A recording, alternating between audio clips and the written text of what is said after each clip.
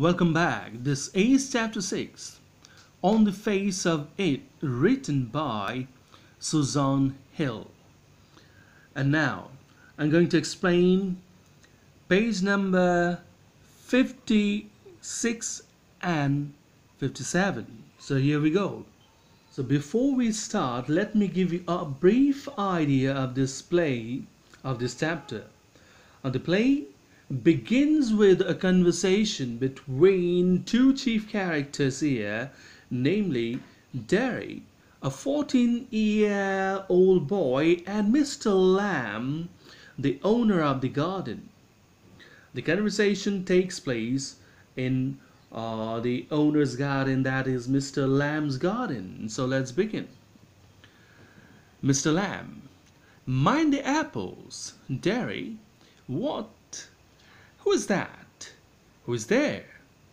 Mr. Lamb: Lamb's my name. Mind the apples. Crab apples those are.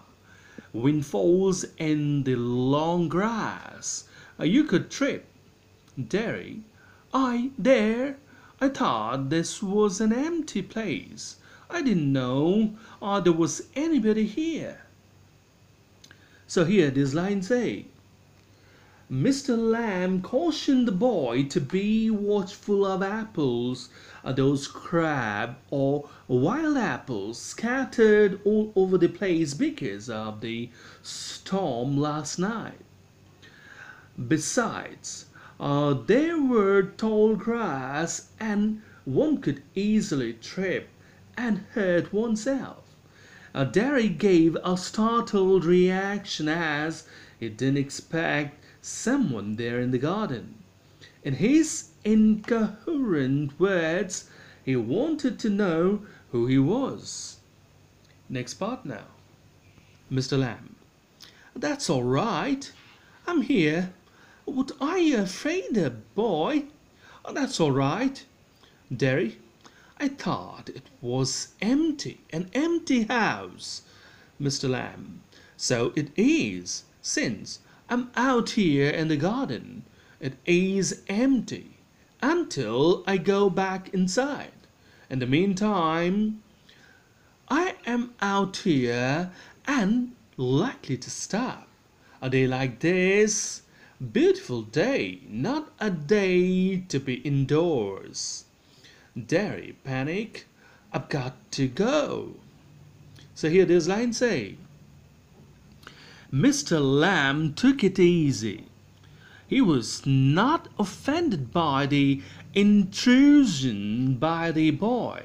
Rather, he tried to comfort him, saying he needed not be afraid of his coming into his garden without a permission.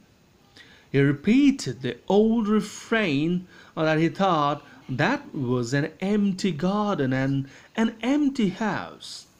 Presently, Mr. Lamb responded that it was indeed an empty house, since he sat out there in the garden and would remain empty until he went in.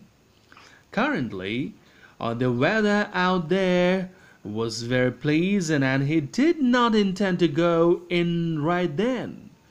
Derry was frightened and expressed his obligation, that is, that he must go home.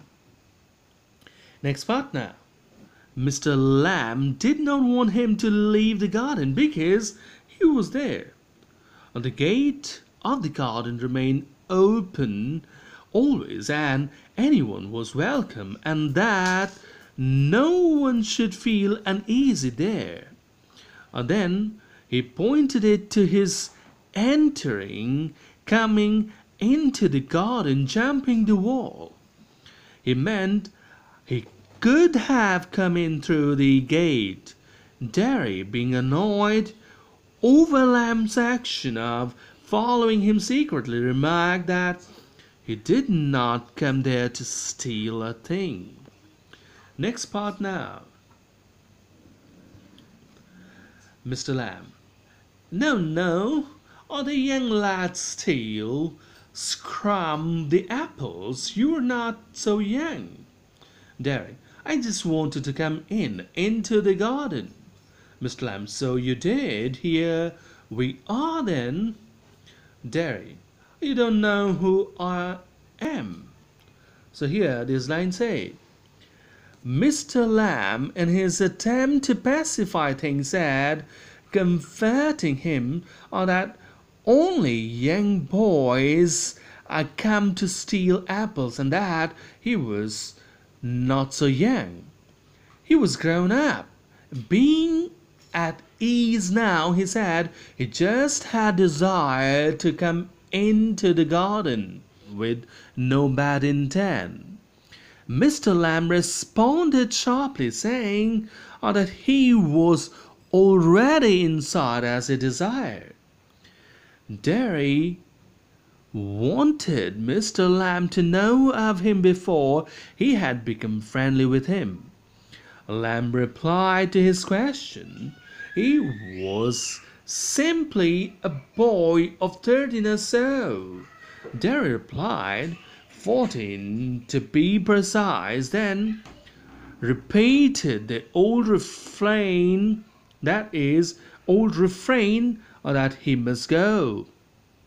Mr. Lamb, nothing to be afraid of, just a garden, just me. Derry, but I'm not afraid. Pause. People are afraid of me. Mr. Lamb, why should that be? Derry, everyone is. It doesn't matter what they are or what they say or how they look, how they pretend. I know, I can see. Mr. Lamb, see what? Derry, what they think. Okay, so here this line say,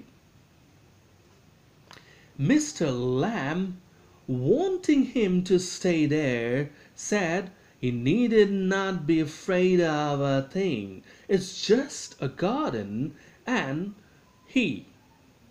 Derry turned the whole attention to some other aspect, saying people were afraid of him and that he was not afraid of others.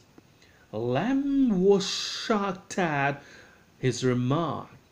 He wanted to know the reason behind. Derry said, everyone was afraid, irrespective of who those men were, what they said, and how they looked. They all tried to look normal and behave in a normal way, but he said he knew they pretended. Next part now. Mr. Lamb, see what? Derry, what they think. Mr. Lamb, what do they think then? Derry, you think, here's a boy, you look at me and then you see my face and you think, oh, that's bad, that's a terrible thing, that's the ugliest thing I ever saw. You think, poor boy, but I'm not poor. Underneath, you are afraid. Anybody would be. I am. When I look in the mirror and see it, I'm afraid of me.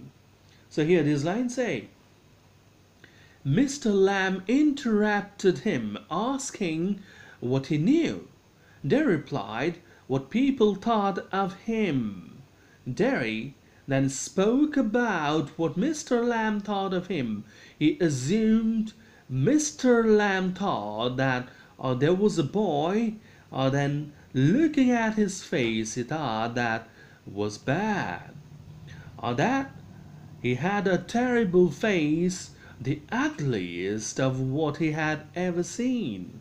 Then, taking pity, he would say, poor boy, how unlucky.